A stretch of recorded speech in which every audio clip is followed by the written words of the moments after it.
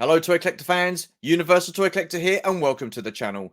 And welcome to another episode of My Collecting Life, the series where I get to speak to you, members of the toy collecting community, about your own personal collections, finding out what got you into collecting in the first place, and what gives you that toy collecting buzz.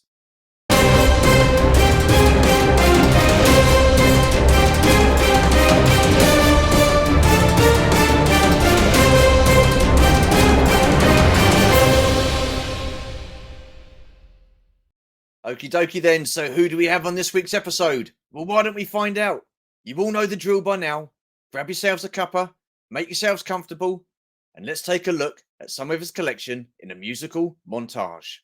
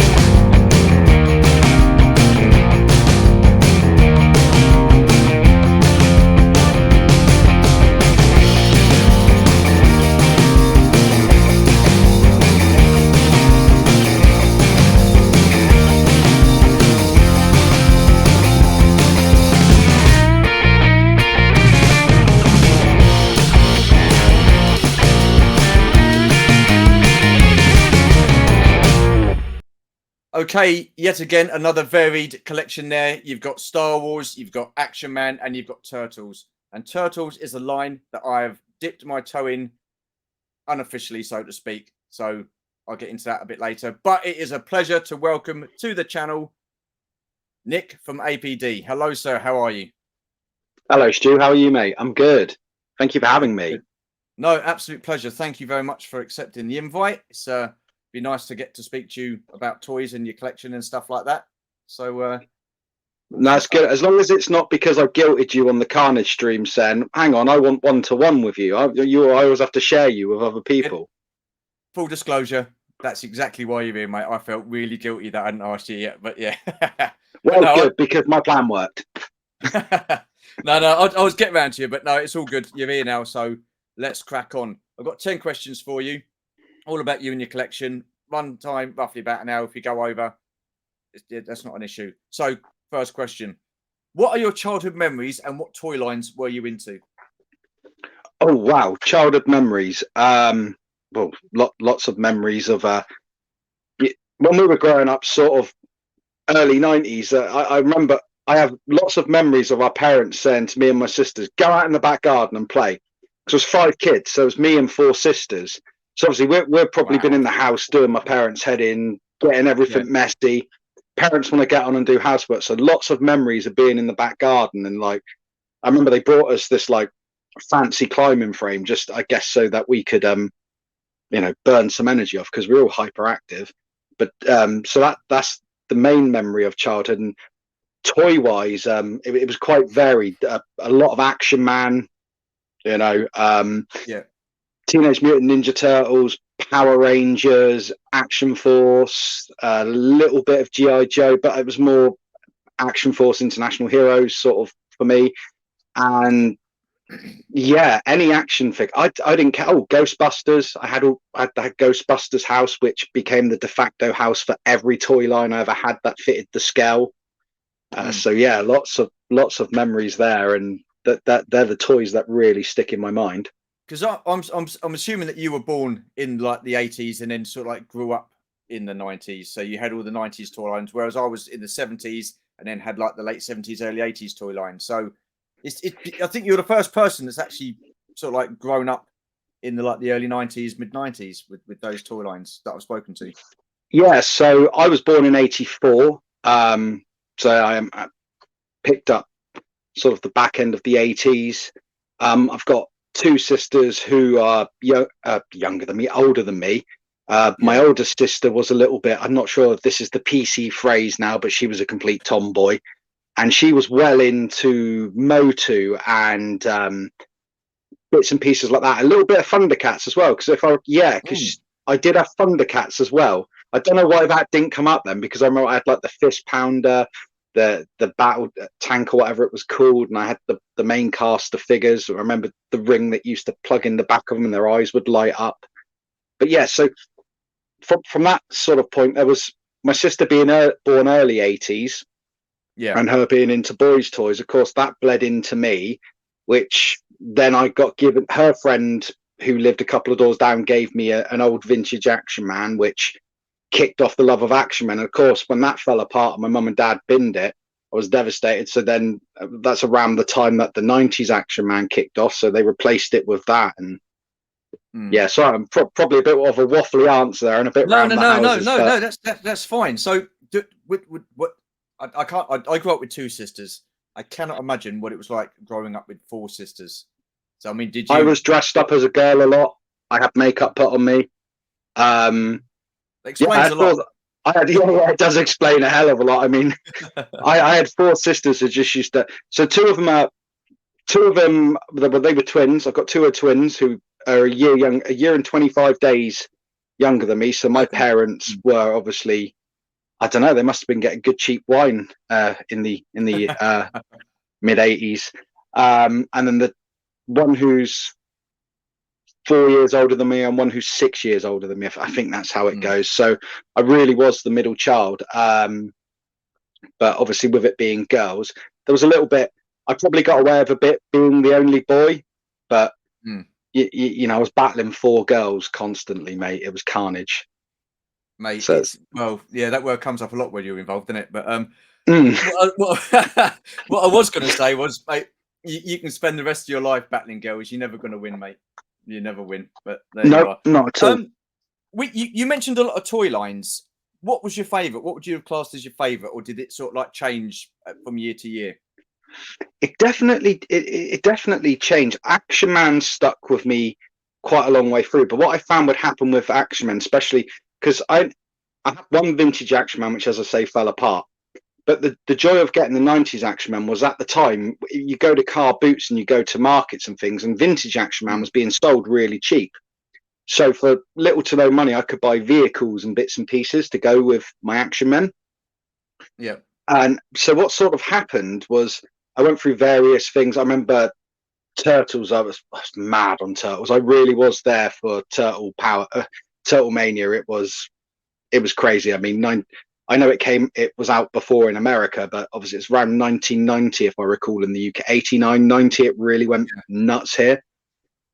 But back to Action Man, what would happen with him? I can remember as I got a little bit older, I got into more sort of grown up things. I can remember my '90s Action Men, like painting them up and cutting their clothes up to make them look like members of Mortal Kombat and stuff, because I got into Mortal Kombat. So that line sort of grew with me, and they would be used for whatever toy line I didn't have or they didn't make. My Action Men would almost become that toy line. I'd use my imagination and make things for them. I was sort of creative, I think. So what was it about that Action Man then? Because roughly around that time, the 12-inch Action Man had sort of like faded out, and then it was the 3 3/4 GI Joe like figures that came out. So what was it specifically about that 12-inch Action Man that caught your imagination and that you liked so much? I mean, I always knew the '90s Action Men. In my view, they weren't as good as the vintage ones for posability and whatnot, but they were robust and they were there. And I think I just liked big chunky toys. I brought because like Action Man in the '90s, very much like Action Man in the '80s, there were other lines putting out vehicles for them, sort of trying to cash in on the success of it. And I liked the big trucks and the tanks and everything. And I like the fact you could go down the garden and, you know, I know you can do it with any scale figure, but down the end of our garden, we had like a sort of rockery area, trees and bits. And it was almost like a mountain and forest and whatever you wanted it to be. And you could just let your imagination go nuts. And I don't know why that particular line grabbed me. I think it was just because it was big, bulky. They were tough. I was really rough with toys. They didn't break too easily. You know, you had to put them through hell to break them. And they didn't get lost easily, because I can remember a lot of guys in the community are into mask toys. And I had a few mask bits and pieces. I never had any of the vehicles, but I believe you could get sort of double packs when I was a kid that would have a couple of the figures in. And my mum and dad bought me some of those. But I was forever losing bits and always frustrated that I couldn't find them. Yeah. Because so I think that's why I never really got into those. And probably looking back now, even what they were paying from then, that was probably money is why I didn't get the bigger sets. But no, I think it's just because they were bulky. That's the best I can put to it. Obviously, quite a few years have passed since then, and I've drunk a few beers, and sometimes I struggle to think, is that a memory or is that something I dreamed up? That's probably old age, Nick, to be honest with you, mate. It comes to us all, old boy. You got 10 years on me, mate. Cheers for that. Thanks. Yeah, nice one. When did you stop playing with your toys, and when did you become a collector? Right. I didn't really want to stop playing with toys. I can remember being in sort of year 7 at school, the last year of middle school. And my mum and dad saying things like, "Oh, you're going up to high school next year. You won't be able to play with toys then." And I can remember going up to high school and my parents sort of frowning and being like, I had a load of vintage Star Wars toys, which I'd inherited off of people. And I can remember me and my mate Pete, who you met at Echo, the crazy guy who kissed Luke Reynolds. Yeah. Luke loved that. Me and him used to sort of hide up in his bedroom playing with Star Wars toys. And I can remember birthdays going from getting action figures and cool stuff to getting jumpers and deodorants and body sprays and stuff. It was almost like it was thrust upon me, like, you're 13 now, you need to be grown up. Wow. Okay. It was very much sort of that grow up. And I can remember Pete's sister used to be viciously cruel to him if she caught him playing with toys. And my parents had the sort of attitude of, stop playing with it's different now. It's almost like now people try and keep their kids a bit younger because they grow up so fast. But it's almost like my parents, it wasn't just my parents, it was my friends' parents as well, were almost like, come on, you need to be a bit more grown up now. But becoming a sort of collector as such was probably when I moved into my first house with Carla. And I just started buying bits and pieces I had as a kid. You know, it's like you go, oh, I had to get rid of that, or I lost that. And then one of the Transformers films came out, and I don't know why. Well, we went and saw it on our honeymoon, but we got back and me and Carla just started buying the Transformer sets. I'd never overly been into it before. My sister was into Transformers, so the movie Transformers. Then I started buying the Doctor Who toys that they released. And then I started picking up X-Men figures, and then I started tracking down other bits and pieces. Then I managed to raid my mum and dad's loft and actually get hold of some of my old toys that had been stored away, like my vintage Star Wars toys. And the bookshelf that is actually there was just absolutely chock-a-block when you came in our house, full of toys. And then we moved from there. We moved into this house, and we sort of said, all right, you know, we've got a kid on the way. Let's make the house a little bit more grown up. And that lasted for about a year. And then the toys started creeping in again. So, and Jackson's coming up 9 this year. So I would guess, I mean, me and Carla got our first house when we were 20. So, wow, 38 now, 39 this year. So 18, 19 years since I would say I was properly collecting. Can you remember what it was that you first bought to get you back into the collecting again? Very first thing. Yeah, actually, I think I can. I bought myself. I had a bunch of X-Men toys when I was a kid, because you know the X-Men cartoon was on, and the toy that I could never seem to get, I never got a Wolverine. And of course, everyone loved Wolverine. and I didn't buy it. Carla bought me this Wolverine figure, and if you collected all 6 figures in the series, I think you could make an apocalypse with it. You know, Okay, build yeah, that sort of thing. And I think I ended up selling that because I had to buy a bass amp a few years ago, and I had to sell off some of my toys to fund other bits and pieces. And Carla did give me the blessing to do that. But I think that really kicked off me getting toys and figures. I would go to we'd go shopping to Tesco and whatnot, and then you'd take a wander down the toy aisle and you'd see something. And of course, we didn't have a kid at the time, and you know, it's like before you have kids and you've actually got money to spend. Yeah. You just go, no, that, yeah. oh, I'll have a bit of that. I'll have a bit of that. And then, yeah, as I say, the shelf just started filling up. And at one point, it was just rammed with Doctor Who stuff. Well, me and my wife are massive Doctor Who fans anyway. I mean, even our wedding cake had the Doctor, Rose Tyler, and K9 on it. We didn't have a conventional wedding cake, toppers, whatever you call it. Yeah. Oh, wow. Awesome stuff. You said you got a bass amp. I know you like your music. So you play bass guitar, because we've chatted kind of like before, and you mentioned something about music. So me and Keith have had a bit of a bromance over bass. Yeah. So do you actually play?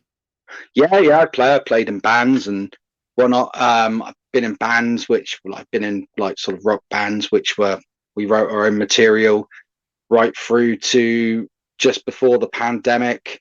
I was in a covers band for 5 or 6 years, gigging once or twice a week, or at least 3, 4, sometimes 5, 6, 7, 8 gigs a month, depending on how many bookings we had. Going around all different pubs and clubs. All right, it was covering other people's music, but it was fun. I really enjoyed it. But what got you into that? The reason I started playing bass was because I think it was before I was 18. Guys I went to school with, we sort of all wanted to start a band, and a couple of the guys played guitar, and one of the guys played drums, a couple of guys played guitar, and someone else wanted to be a singer. And they're like, we need a bass player. I was like, I don't play anything. They said, buy a bass. It's easy. I've since found out that it's not easy, and there's so much to it. You know, the one thing with bass, I can teach you to play a tune in a day, but once you start learning all your scales and having to know what's going on, it gets really deep. But that's what sort of kicked that off. And whereas they all stopped, well, no, one of the guys is still in bands, to be fair to him, but whereas all the others sort of fell off and stopped doing it, I carried on doing it. And I would say my bass playing was all right, but I think I'm not going to sit here and say I'm a great bass player. I think I'm a good steady bass player, but I think it got better when I was doing the covers band. So I was having to learn so many different songs and styles, because I'm fortunate in that I can come up with my own riffs and stuff. Some people really struggle with that, but I think having to play other people's stuff, which was far more complicated than stuff perhaps I had been doing, sort of up to my level. And then of course playing with other musicians, it ups your level, because I always feel every band I go into, I'm always the weakest element. So I always feel like I have to up my game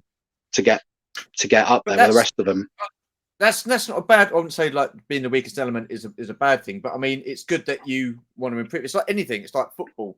You go to a decent team, you up your game to match the level of everyone, and it improves you as a bass player, as a musician. So absolutely, I have never taken the attitude in a band that I'm the best member of the band, or nothing of the sort, because everyone has their own qualities. And one thing I never do, which I've seen other people I know who are in bands do, if you see another band playing, someone go, oh well, that guitarist was a bit it's like, hang on, no, give him the respect he's due. He's up there doing it. A lot of people wouldn't do it. Yeah, and you don't know if he's having a good night or a bad night. And so what? He's up there doing it, and people are enjoying it. So it really doesn't matter if you think that he's technically not as good as you. Just zip it and enjoy it. I think anybody that can play an instrument, doesn't matter what instrument it is, read music, come up with their own riffs, all that sort of stuff, I think is immensely talented. I can't do it. I don't have the know-how.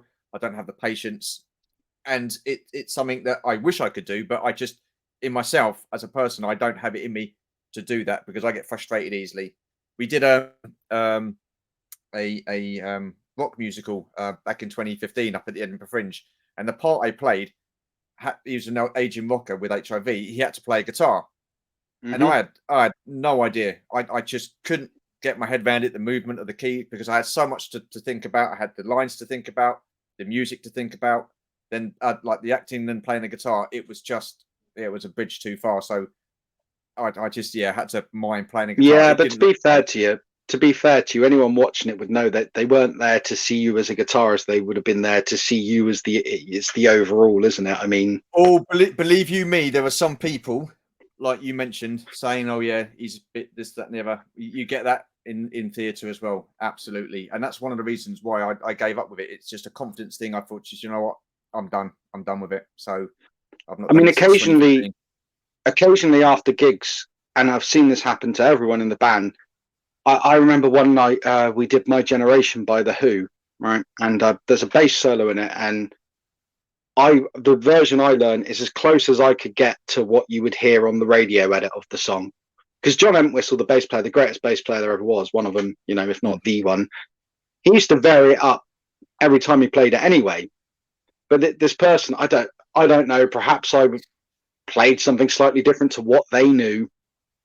It doesn't matter. It's just heat of the moment. You're there, like suddenly everything stops, and you've got to give it all that. And I don't know. I yeah, thought it went well. Everyone enjoyed it. Everyone enjoyed it. I'd had other compliments umpteen times for playing that song, and someone come up and was being really critical of it.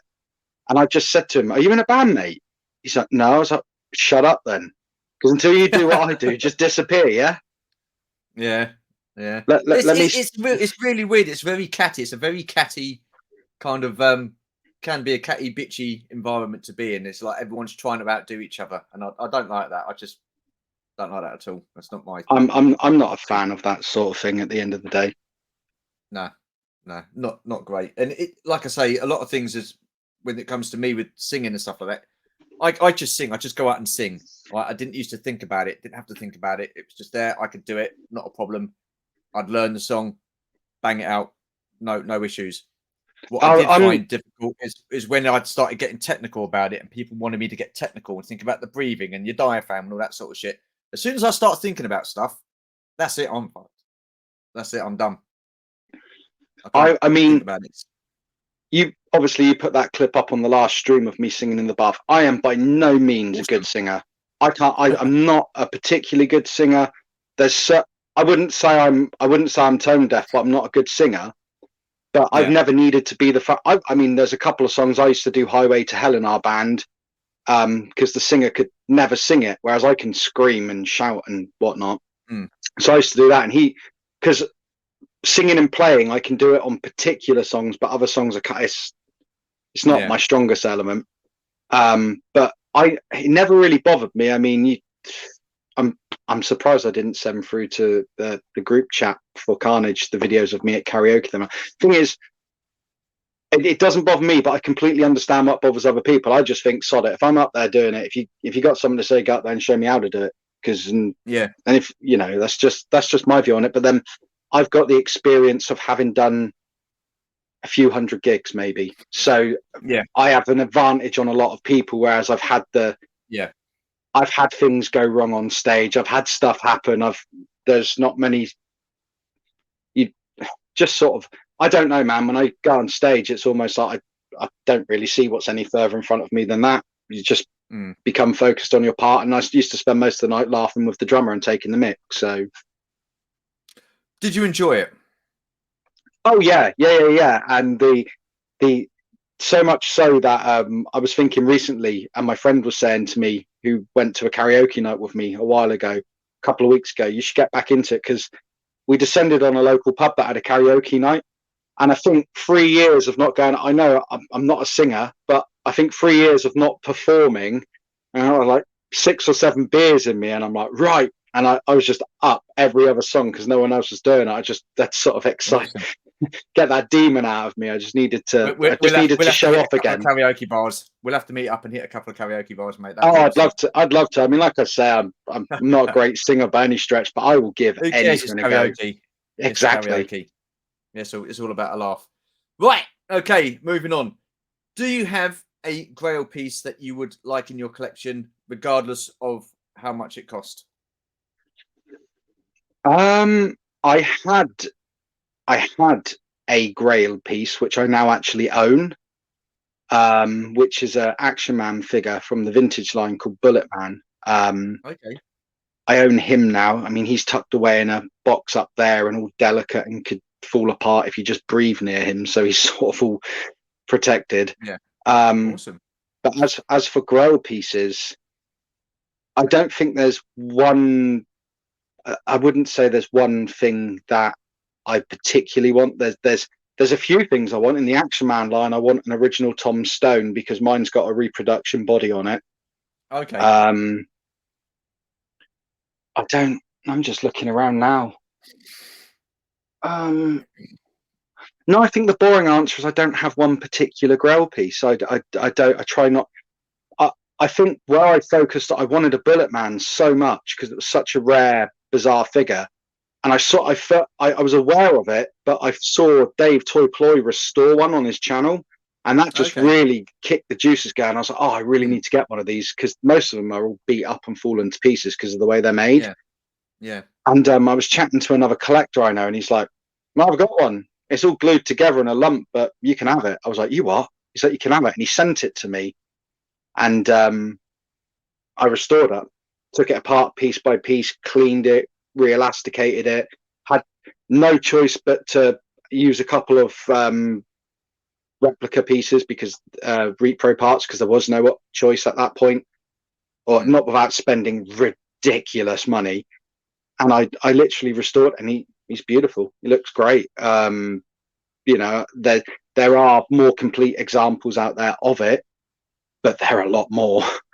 And I think it cost me around £100 for materials and parts to restore it, whereas they can be really quite a lot more expensive than that to buy them. So, and I think after I did that, I don't know. Sometimes if you have a Grail piece, something that you really, really, really want, you can feel a little bit deflated when you've got it and it's completed. Sort of, I've done that. What's next?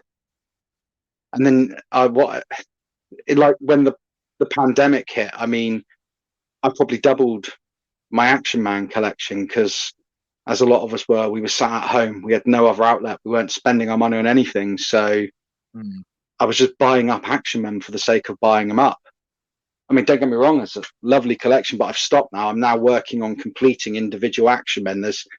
I'm with you. So rather than buying more figures, I'm now working on completing each one and getting it as original as I possibly can. In some instances, you're not going to be able to do it without spending insane money. But no, sorry, I'm a bit boring, Stuart. I don't have a Grail anymore. That's okay. That's right. That Bullet Man, I don't know too much about Action Man, but was he one of the last Action Men figures back in the 80s to come out towards the end of the line? I'm not too sure. Yeah, now I'm never going to sit here and say I'm an Action Man expert because I am far, far, far from it. I collect them. Closer to the end of the line. Was it late 70s? I think it was late 70s, you know, possibly early 80s. There's going to be people in your comments going, there's going to be people in your comments go, oh, what's he on about? It's this year. Look, I can't remember every date. But he was part of the Action Man team, and he was taken on from an American because he was first a G.I. Joe figure, and Palatoy brought him over here with Tom Stone and the Intruder and Atomic Man, and I have all of those. And so he's one of the later ones, but one of the reasons his body suffers is because he's the G.I. Joe design of muscle body, and they were held together with like sort of elastic bungs, rubber bungs in the body. Right. And that perishes and turns to dust over the years. Wow. So that's why you generally have to restore them. So I mean, do you get a lot of fun out of or satisfaction out of restoring them? And I love oh god, yeah, I love restoring them. I took a lot of inspiration from channels like Toy Ploy at the time because look, dude, I'm never striving to have the best of everything. I'm not worried. And I know a lot of people say it, but it's absolutely true. Like, I think you were with me when I bought this at Echo. Do you remember I got this out of a bag? The guy wanted like 15 quid for the bag, and I just wanted that. And I'll give you a fiver for it. And he said, yeah. Now I know Wow. most of these are faded now, but to me, that's fine. Yeah. It's a toy. It's a decent representation. His piano, or whatever you call it, is busted up. If I find one Yeah. cheap, I'll upgrade it. But for me, my collection is toys that have been played with. So I don't Yeah. particularly care about the best thing. I don't care about having the best example. Don't get me wrong. If I could afford to have all minty, that would be great. Yeah. But I sort of have this thing in my head as well. So I've had my childhood. And because I've had my childhood, the things I collect can be pricey. And I never want my collection to cost an amount of money, which means that it hinders my child's childhood because he's having his childhood now. I've had my child. Does that Yeah. make sense? Yeah. Absolutely. Yeah. So, Yeah. I would rather have things which are more on the beat up side and have the money to do the nice things with him because, like I say, I've had my childhood. Mine's been and gone. Yeah. We're all buying toys to relive a bit of ours, but he's having his now. So that's That's where my awesome. focus lies. No, that's absolutely fine. That's quality. What is your most sentimental or prized piece of your collection? So something that can either be really sentimental that you've had like for years, or you've got something that you've just recently got, but it's your most prized piece in your collection. Something that you have to run out and take it with you. Right. So up there's a couple of little teddies that say something like "World's Greatest Dad" or "Best Dad," Yeah. and they mean more to me than any of the crap up there. Because my son, with his own money, I was a couple of times has been out and he's brung those back for me, and my missus said he's wanted to buy that for you. He's wanted to buy that for you. So forget all the collection, forget everything. That's Yeah. those little things that my son wanted to get me to say that, to show his love for me or whatever. That's more important Yeah. than any of it to me. No, So that's absolutely fine. That's again, it's what I like about this series. Everybody is totally different and stuff like that. And I know I've spoke to a few people that have said that they've got loads of expensive stuff and whatever, but it was something that their child had bought them and whatever that they've kept and stuff like that. And it's that's I awesome. mean, Jackson, my son. The thing is, I buy. So Jackson went out. So Carla never buys toy bits for me. She'll just say, if it's a birthday thing, my missus is great. She'll go, "Is there something you're looking to buy for your collection? Because if there is, just buy it, and that can be your birthday present from me or your Christmas present. Because I don't know what to get Yeah. you." But Jackson is very up together with all of this stuff. I tell you Wow. what, you could interview him now and he'd tell you about vintage Star Wars line, Action Man, Yeah. Action Force. Yeah, Sweet. man. He was chatting to Scuba Pete on the phone the other week, and Scuba Pete was saying, because we had a video call before he came over from America, and Pete Yeah. afterwards was like, "That kid's excellent. He knows loads." I was like, I know, he just takes it in from listening to me and watching like Retro Blasting and all of our channels and everything. He's just like a little Hoover for knowledge. And Awesome. so yeah, anyway, so Jackson went out and he comes in all excited. Dad, look what I've got. Look what I've got. And he's got an Action Force APC that he's bought for £2.50 at a car boot sale. And I'm thinking Wow. he's going to hand it over to me. And I'm like, "Is that for Dad?" He's like, "No, it's for me because you'll just put it on a shelf. I'm going to play with it." How cool. Fair play. I mean, so Fair play to what him. does he think of your toys? What does he think of your collection? I mean, obviously, by the sounds of it, he enjoys it and he's getting into it. So He's a collector himself. So one of the pictures I sent over to you with all the Doctor Who bits in yeah, is very much a joint collection because half of it is mine that I've allowed him yeah, to have and display. With Action Man, the beautiful thing is because he's young and he wants to play with stuff. There's so many 90s Action Men you can get cheap. He's got his own yeah, Action Men. I've given him a couple of vintage ones, but yeah, because I'm into collecting turtles currently, I've got him a couple of the reissue turtles. And Carla calls it Monkey See, Monkey Do. He's into what yeah, I'm into. So I'd make sure that I don't exclude him from it. It's like when I'm looking through my stuff, like so I'm doing an odd arm movement because I'm looking in the camera to point where I'm looking at. I make sure to involve him in it. I mean, I don't. yeah, Obviously, I'm not going to let him take those up the garden and launch them around in the sandpit like he does with his Star Wars toys and that. But he gets involved with this. The other day we had the turtle wagon down that I picked up the other day, and we put figures in it and we were playing around with it. The toys at the end of the day. Absolutely. He loves it. Obviously there's some expensive bits up there, and you'd be mad to let a kid play with them, but he's pretty respectful of stuff. But it's just, they are just toys, aren't they? Let's be fair. They are. And to it's funny because, well, absolutely. I mean, it's funny because I know I've said before in the past, if I could go back and tell my younger self, keep those on cards and like see the way we used to bang them about, and that, I'll be honest, I'd be absolutely mortified. I'd be like, oh God, I don't know, but then back then the toys were meant to be played with. They, I don't think there was many people that would think about getting a vintage Star Wars figure and keeping it in the packet and putting it on display. Do you know what I mean? You'd want to go. It doesn't matter what figure it would have been. You'd have just been in there opening it up and playing with it, whether it be Turtles, He-Man, Star Wars, Action Force. Do you know what I mean? The toys back then were meant to be played with. And it's only since we our age now that we're actually displaying them and putting them on the shelves and stuff. Oh yeah, it's like when you look back and people will look at things and go, "Wow, yeah, they only used to be $1.99." But if you ran that $1.99 in the year for an inflation calculator, it cost about the same as what a figure costs now. See, in my head, every toy should probably only be a $5, because I can remember the Argos pocket money section of the Argos catalogue was like $4.99, so or below. So in my head, every action figure should just be a $5, because I know. Do you know what I mean by that? You look at stuff and go, "Oh, that's expensive," but is it though? Because if we're going to go back 30 years, £5, inflate that, it's probably not a lot of different, Yeah. It does seem weird knowing the prices of the toys back then, especially the 80s, where you see stickers for £1.50, £1.60, something like that, and now you're paying, 10, 20 quid for a figure.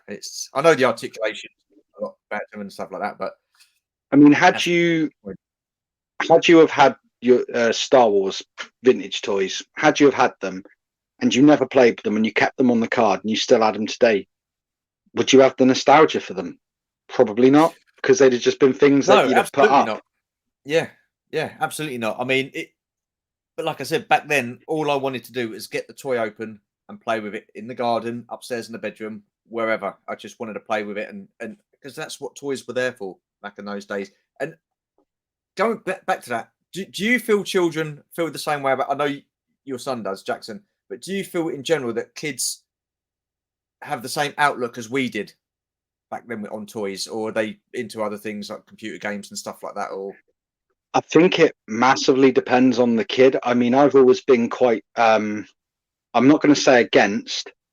Jackson does have a tablet, and he's allowed a certain amount of time a day on his tablet. And for a long time, I kept him away from that stuff. But of course, at school now, they use iPads and stuff, and that's part of how they do their schoolwork. And he does his homework on our Chromebook. So I limit the time to it. But I think me and Carla are quite, we're not strict, but we don't allow the tablet to be the number one source of entertainment. Yeah. So I think it does. And I'm not knocking any parenting style. This is not me saying you should do this. This is just how we're doing it. You do it how you want to do it. As long as you're doing good by your kid, doesn't matter what you're doing. Absolutely.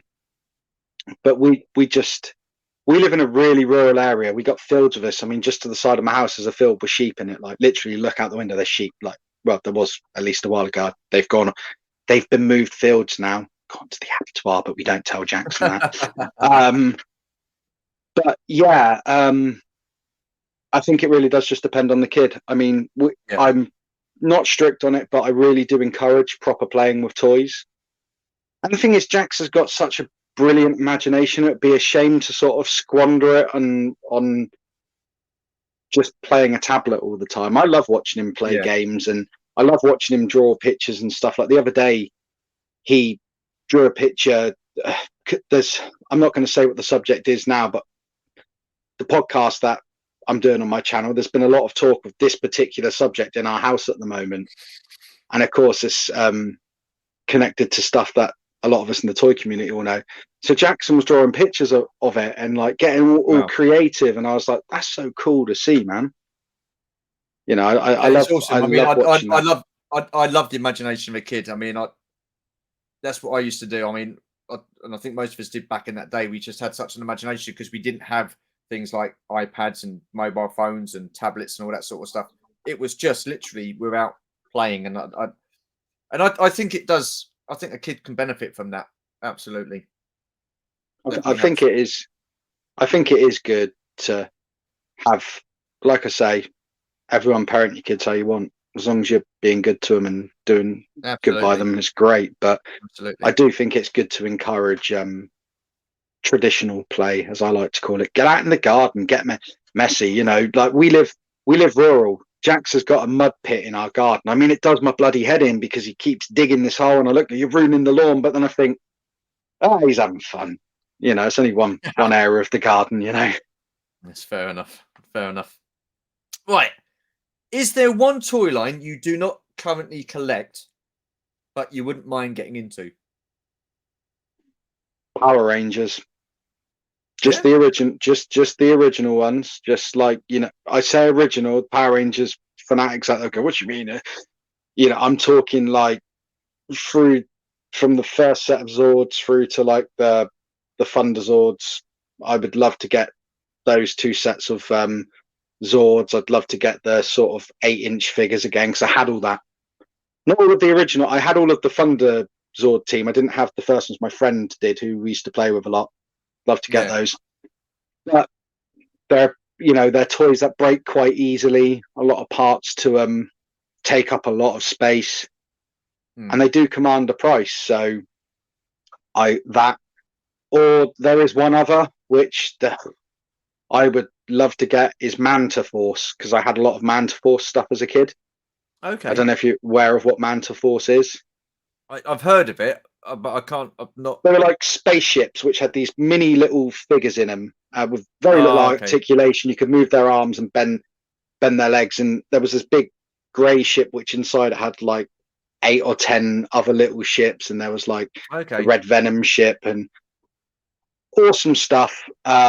Very, very pricey now, but again, lots of tiny little pieces that get lost. So of course, if you find a decent one, it's expensive. So Power Rangers, and if not Power Rangers, Manta Force, I would definitely look into that. But I have promised the wife that until we move and there's a bit more room, that I'm going to just slow it down a bit. The thing is, man, it's like I'm working on the 96 Star Wars figures. I've got probably 70 of them. 20 more of those overall isn't going to take up a lot of space, and finding weapons and accessories and whatnot. I've got plenty of work to do on completing those Action Men. I've plenty of bits to find to source for my turtles. So there's pursuits I can have which aren't going to take up too much space. Unfortunately, they're all the pursuits that cost money, and that's accessories, isn't it? Let's be fair. Well, yeah. I mean, I'm the same. I've got a few of the last 17 figures to collect for the Star Wars vintage, like to complete the 96. And I wish I'd have got them before I started collecting anything else, because prices have just gone up so much, and I'm just thinking I can't justify paying that kind of money. I think we have a conversation about this. We did yesterday. So that's it. Yeah, a family member sold me for a very good price a pop-up R2D2 last 17, and it was a very good price. That's all I'm going to say. But you know, I have gone down the route of a Repro Stan Solo Saber for it, because I'm not. The thing is, I'm by no means a purist. I like to get original parts, and when I can, I will. But I'm not going to drop £100+ on a tiny little lightsaber. I hope to find. No, you know, you can't justify it. I mean, especially in the times we're living in now, with financial difficulties. But that goes back to my point of what I was saying earlier about that would then eat into my family finances, which could affect my kid's childhood. He's having his, I've had mine, so it's all about that as well.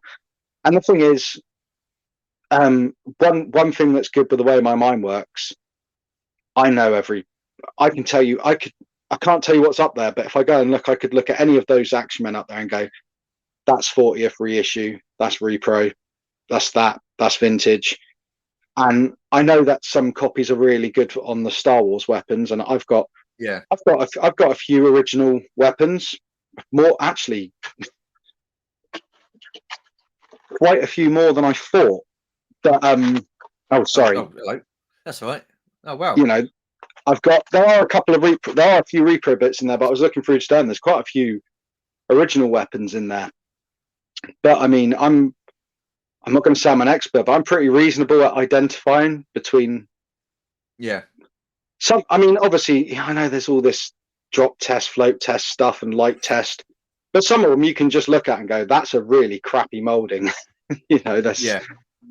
But I'm not too worried over it. To be honest with you, I've gone a bit on a tangent talking about repro stuff. I just want my stuff to look cool. That's why a lot of that. But But I will put a reproduction part with anything to make it look complete. But like now at the moment, I'm focusing on completing stuff I've got and maybe taking out those parts and making them as original as I can. Sorry, that was a long way round to get to that. No, it's fine. I mean, I've got a vinyl cape Jawa repro. Mm-hmm. No way I'm going to be able to afford the amount of money that they were asking for those. Absolutely definitely not. Mine's a Stan Solo one, I think. Yeah, me too. Mine's Stan Solo. Yeah. My yak face in the picture is Stan Solo. My EV99, that's going to be EV9. Oh, see, that's the brown one, the breaky one, isn't it? Yeah. The droid, it is that one. I'm rubbish with droid names, terrible. And droid and Ewok names, terrible with them, unless it's like R2 and 3PO. To be honest with you, figures like that, I'm going to go Stan Solo, and maybe one day I'll come across them like I came along that pop-up R2. Yeah. But they're placeholders and they look cool. Look, I'm not. At the moment, I'm at a phase in my life where I've got a young family. When he's a bit more grown up and maybe then there's a bit more expendable income, then I'll look to change these things up. But for now, I mean, as long as it looks all right. And to be honest with you, I mean, it's whatever you want to do with your collection, isn't it? I don't care if you want all vintage and original. Happy days, rock on. If you don't, whatever. Doesn't bother me. Everybody collects differently. Everybody collects differently. Yeah, there's no right way of collecting. There's no wrong way of collecting. I respect people that collect differently to how I collect. I mean, me and you are on the same wavelength with money and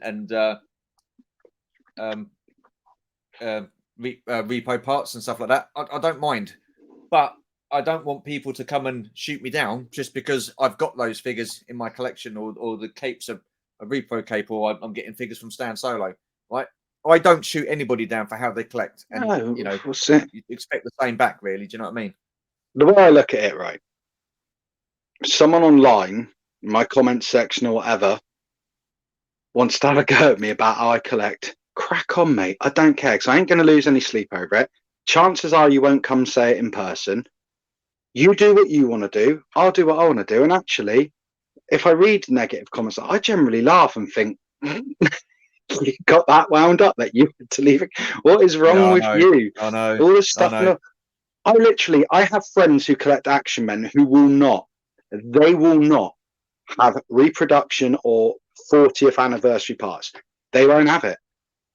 But they've got no issue with me having it. And I got no issue with the fact that we don't care. Because at the end of the day, we're just a bunch of fully grown kids who just want to talk about dolls and go for, let's face it, all these events we go to, Stu, all this collecting stuff, all these communities, 9 times out of 10, it's a great excuse to go out on the lash, isn't it, one evening when we all meet up? Let's be fair.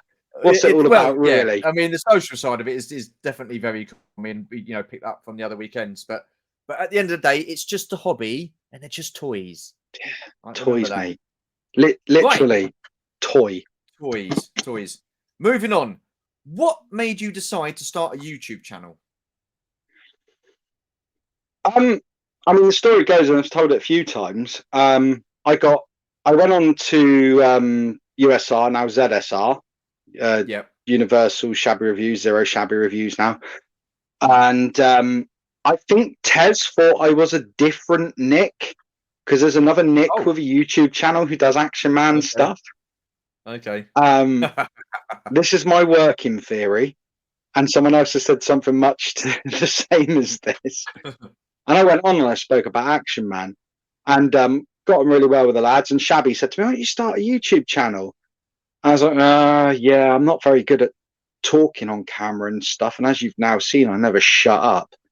And I'm quite opinionated. Sorry about that, but they're opinions. We've all got them. Some are just Absolutely smell more than That's others, right. put it politely. That's right. And I was chatting away to a mate, Dave, and he said, "Well, I'll make your channel intro stuff for you if you want to do a channel." So because like all my APD stuff, I think it looks really cool, and it's quite cool and professional. I didn't make any of that. So then that was done for me, and then I was chatting to Luke, and I was trying to come up with a video idea. And my first video on YouTube was actually Star Wars on the cheap, which goes into buying cheap figures and repro weapons and stuff. So I think it was just something I'd always thought about, and then just seeing, sort of finding this group of channels, the community as we call it, and seeing how much we all interact and meet up at shows and stuff. I just thought, I'll give it a go, isn't it? What's the worst that can happen? I don't work to a schedule, as you've seen. I put my first video out for like 3 months the other day. I'm working on a podcast right now for the channel. It's just a laugh, isn't it? And the thing is, like my last video, I put it out last week. So I had what, 100 and just under 120 views, 116, 117, whatever. It's around that because I looked earlier. I normally look every couple of days or so. I don't get obsessed with sub counts or anything. You know what I'm like in the background. I'm like, subs, whatever, don't care. If you do sub, thank you. If you don't, that's cool, whatever. I just thought, let's give it a go and let's have a bit of fun with it. And it has proved to be fun because I've met some amazing people.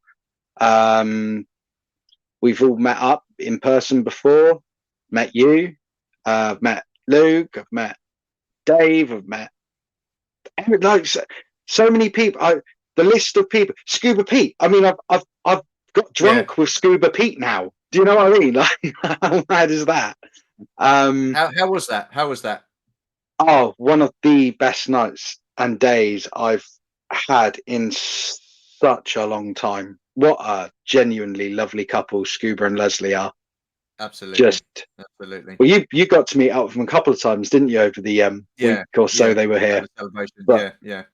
What a generous, lovely, genuine couple. I always in the comment section always put Scuba Pete, you beautiful man. I don't even know how that started. I always put it. Yeah, I've seen you say that. Yeah, and they are the most beautiful people inside now.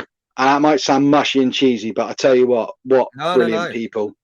Yeah. What brilliant people. I tell you what, when we dropped them off in the cab the next day, I was a little bit like sad that our time together had gone so quick, because it was that flew by. That week flew by. I mean, I was lucky enough to meet them the other Sunday with BTR Dave and Camilla, and we went to Windsor and had a meal and stuff like that. And absolutely fantastic, genuine couple. Well, I love meeting everybody that week, that whole week at the celebration. It was just fantastic week. And you're on mute. No, you're not. no, sorry. Because you're I tend to mute when I vape, because otherwise you hear that horrible sound. So that's all right. Because as you notice, I'm so professional on YouTube. I'm drinking beer and vaping. You know, such a role model. Saturday night, isn't it? It is. But no, they were lovely. Starting the channel was to have a go, and I enjoy it. And I put no pressure on myself. I don't care for sub count or anything like that. I'm doing it because when I do a video, if I have a bit of fun, don't worry if you haven't. There's no right or wrong answer. I don't know if you saw my last one. There was a bit of a Mickey take in it. I set a figure on fire and took the mick out of another channel who gave me my blessing to do that. They give their blessing for me to do that, and it was just a laugh, you know. And that's the thing. I'm just enjoying it. The thing is that this is never going to be a career thing for me. I don't. No. Yeah. I'm not creative enough I don't have enough time to invest into the channel to grow it. But if you want to stick around for the odd time I do release something, if it makes you smile, good enough. Absolutely. I mean, That's good by me. Again, like, you know, I was saying about Keith Knight the other week. You know, I personally feel you're a valued member of the community. You come on the live stream that we did, the 24-hour live stream. That was the first time I think I actually probably got to speak to you, which was great. And then you come and did the Carnage live stream as well. It's always a laugh when you're around, and it's always entertaining. So, you know, you bring I appreciate that, man. Entertainment value to the streams and stuff. So I'm a little bit hurt that you don't remember our time together at Echo. I did hug you and kiss you on the head when you left. You did, yeah. There's Echo as well, yeah. I haven't finished. Let me get to that. And remember that time we was at Echo when you hugged me and gave me a kiss on the head as we left? Yeah, see, yeah, you got there. You got there.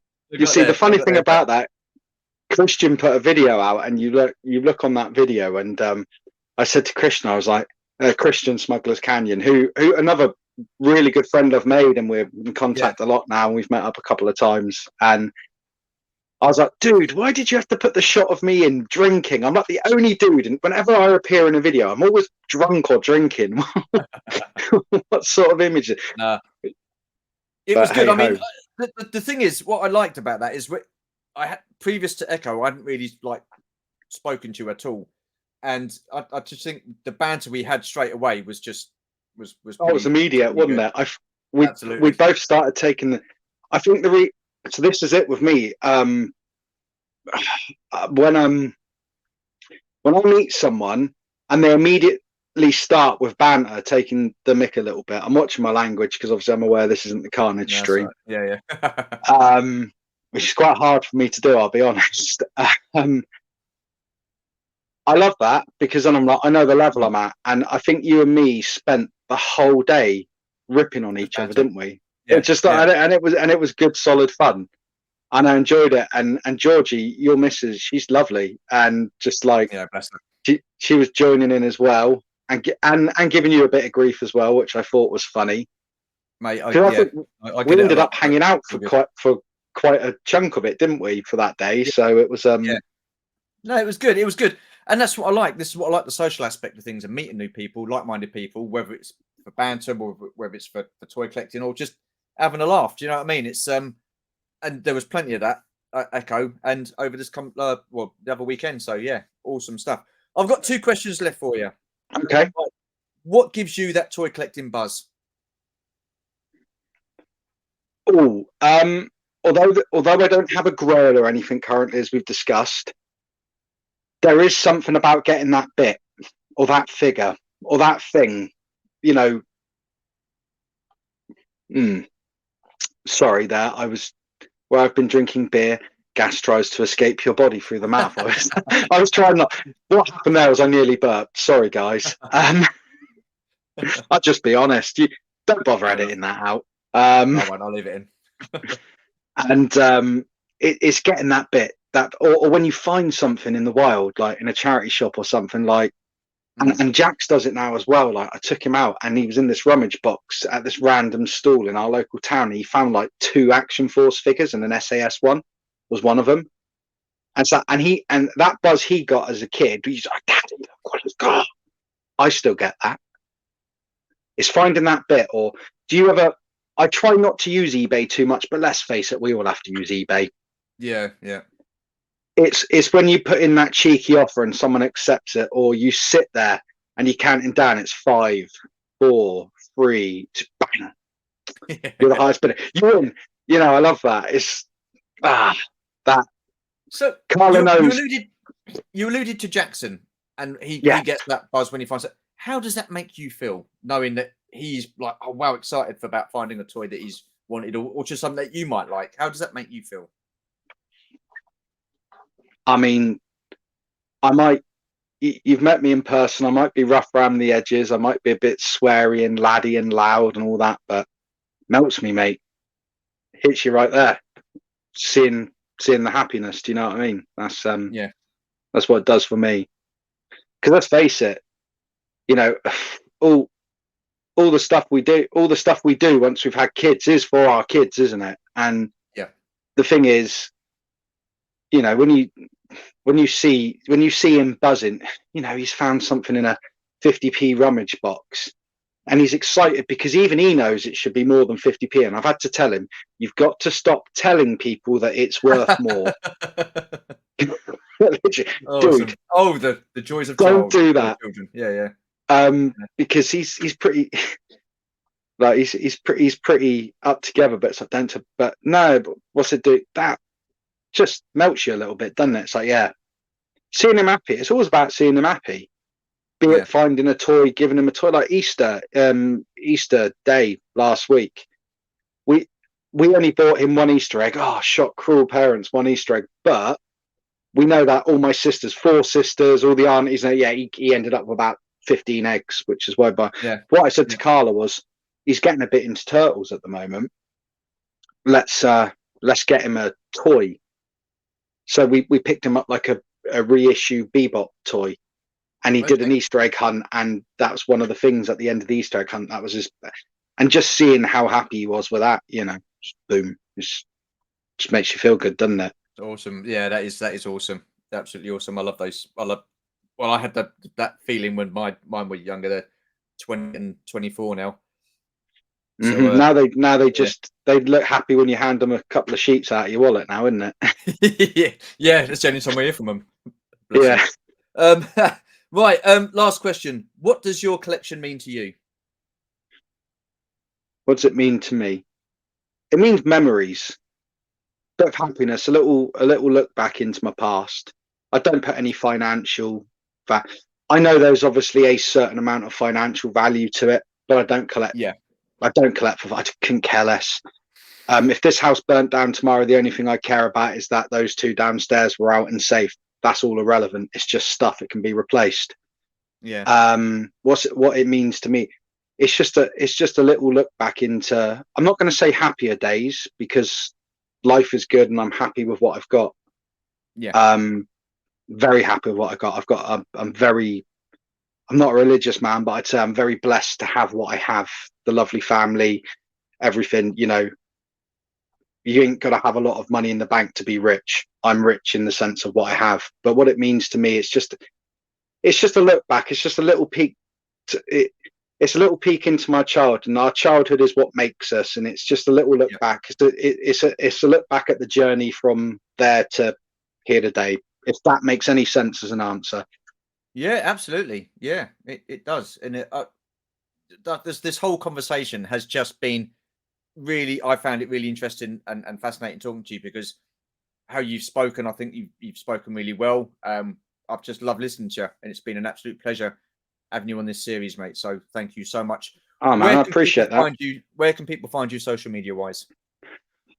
So the main thing is my YouTube channel, Action Pop Dad, which I'm sure Stu will link in the description of the video. I'm doing a job for you now, mate. But yeah, presumptuous, but yeah. Yeah. I'm making sure that he does. He does. Sorry to hijack your channel. So yeah, there's my YouTube channel. There's the Action Pop Dad Instagram, and occasionally I pop up on Instagram. Occasionally, every once in a while, not often, because I quite often forget I've got the app because I turned the notifications off ages ago and I just haven't bothered turning them back on. So that's where you can find me, and you'll probably find me at Action Man shows, and you'll probably see me not there's an NEC, I think it's this weekend. You'll probably see me at an NEC in October, and probably at the next Echo as well, and various places. If you want to come up to me in person and go, "You're that idiot from YouTube that I can't stand," I'll be like, "That's me." But thanks for watching. Awesome stuff. Well, like Nick rightly said, the links to your YouTube channel and your Instagram page will be in the description below. Once again, this has been Nick from Action Pop Dad. Absolutely fantastic guest. Really appreciate you taking the time to do this, mate. Loved it. Thank you for having me. I've really enjoyed it. No, thank you. Like I say, it's people like yourself that make this series. So really appreciate everybody who comes on. That's it. Let's come to the end of the chat. So all I've got left to say is thank you for watching, people. Speak to you soon. See you in the next one, and stay safe. Take care for now, and bye-bye.